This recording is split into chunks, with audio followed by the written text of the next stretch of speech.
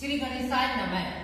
नमः के योग में चतुर्थी विभक्ति होती है, ध्यान रखना। नमः, स्वस्ति, स्वाहा इनके योग। अब देखो हिंदी के वाक्य आएंगे, हिंदी के वाक्यों की संस्कृत आपको बनाना है।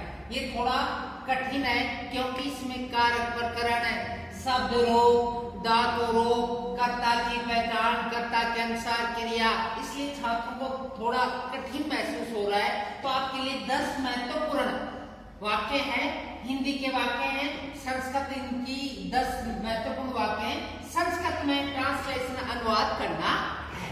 देखो आपके एग्जाम में अंतिम प्रश्न आएगा 25वां। 6 वाक्य दिए हुए होंगे। 6 वाक्यों में कोई से भी आपको जो बढ़िया लगे 4 वाक्य संस्कृत में बदलना है। हिंदी के वाक्य को संस्कृत में बदलना है। अब नंबर 1 पर आओ। नंबर पहला देखो, गांव के चारों ओर खेत हैं। यह एक हिंदी का वाक्य है, इसको संस्कृत में आप बदलेंगे तो चारों ओर, देखो ग्राम है, गांव के चारों ओर, चारों ओर, दोनों ओर, अभित, परित, समिया, निक्सा, समीप, पास, चारों ओर, दोनों ओर, समीप, पास, इन सब का योग जहां आए वहां द्वितीय विभक्ति होती है। कारकों को देख लिया। अब सबसे पहले जब आप अनुवाद करें तो सबसे पहले कर्ता को ढूंढो। कर्ता कौन है? गांव, ग्रामम। अब इस कर्ता गांव किसके साथ जुड़ा हुआ है? चारों ओर। किसके योग में? परित के योग में, इसलिए कर्ता में द्वितीय विभक्ति आ गई ग्रामम। यहां पर क्या हो गया? ग्रामम। नोट ध्यान दे, बहुत से छात्र मैं को नीचे लिख देते हैं। मैं नीचे कब आएगा? जब यहाँ स्वर होगा, नहीं तो मैं अनुस्वार हो जाएगा, ये बिंदु लग जाएगी। तो यहाँ पर ग्रामम, गांव के, परित्यन, चारों ओर, खेत, अनेक खेत है, क्षेत्र में आएगा, बहुवचन का वाक्य, क्षेत्राणि संति यानी है। गांव के चारों ओर खेत है, तो चारों ओर, अभित यानी दोनों ओर, समय यानी पास में, निक्सा पास में, हाँ इनका योग जहां होता है वहां आप द्वितीय विभक्ति लगाएं, द्वितीय विभक्ति का प्रयोग करें। नंबर 2 देखो, जननी, माता और जन्मभूमि स्वर्ग से भी महान है। ये दोनों है, महान बता रहा है, बढ़ चढ़ कर बता रहा है। तो देखो जननी, माता, जन्मभूमि, चय यानी ओ, जन्मभूमि। यहां ध्यान दो, विसर्ग है, यहाँ विसर्ग के बाद में चय और छय आए तो स सरगम वाला बताया था मैंने सप्तमी संधि में, स सरगम वाला स हो जाता है। तो चय यानी ओ, जन्मभूमि, स्वर्गादपि, स्वर्ग से भी, गरीस यानी बढ़ चढ़ कर महान है। तो माता और जन्मभूमि दोनों स्वर्ग से भी महान है। नंबर 3 पर देखो, गंगा हिमालय से निकलती है। उत्पन्न होना, प्रभाव, निकलना। कारकों में देखो, गंगा हिमालय से निकलती है, उत्पन्न होना, प्रभाव, निकलना, इनके योग में पंचमी विभक्ति का प्रयोग होता है।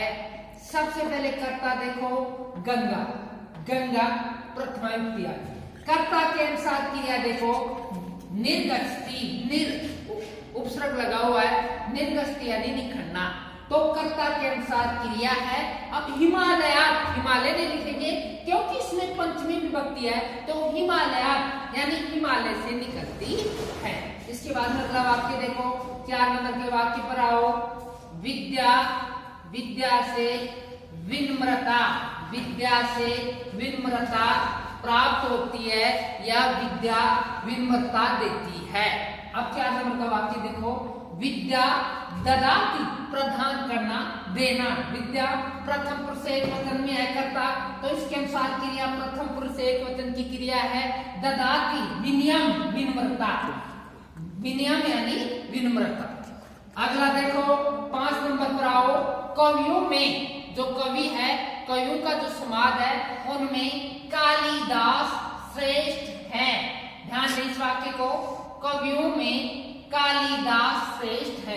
पूरे समुदाय में, 2 में से एक श्रेष्ठ नहीं, पूरे समुदाय में, कवियों का जो समुदाय है उसमें पूरे समुदाय में एक श्रेष्ठ कालिदास, तो देखो कविसु,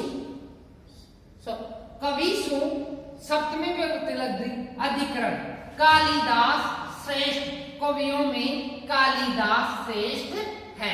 श्रेष्ठ तम भी लिख सकते हो, श्रेष्ठ तम और तरफ दो प्रत्यय होते हैं वो भी आ सकते हैं इसमें।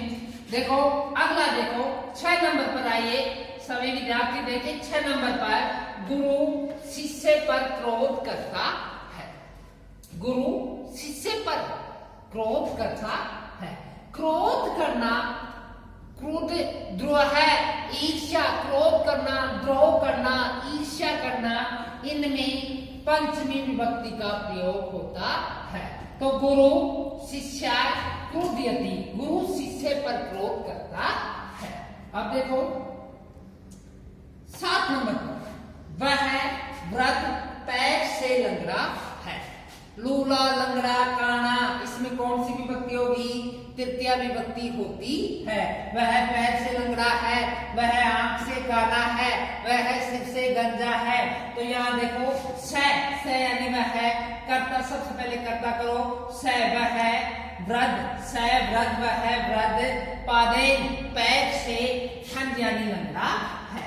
वह वृद्ध, वो वृद्ध आदमी पैर से लंगड़ा है। 8 नंबर पर आओ, 8 नंबर का वाक्य देखो, राम के साथ सीता वन में जाती है। ये बार बार बता रहे हैं, 7 के योग में, 7 के योग में तृतीया विभक्ति का प्रयोग होता है। अब 7 जिससे जुड़ा हुआ है, जैसे राम के साथ, तो 7 किससे जुड़ा हुआ है? राम से, तो राम ने तृतीया विभक्ति का प्रयोग करे, रामेण, रामेण सह सीता, यहाँ कर्म कारक है, वनम गच्छति, राम के साथ सीता वन में जाती है। क्रिया प्रथम पुरुष एकवचन की क्रिया है। 9 नंबर पर आओ, 9 नंबर का वाक्य है, सज्जन दुर्जनों से डरते हैं।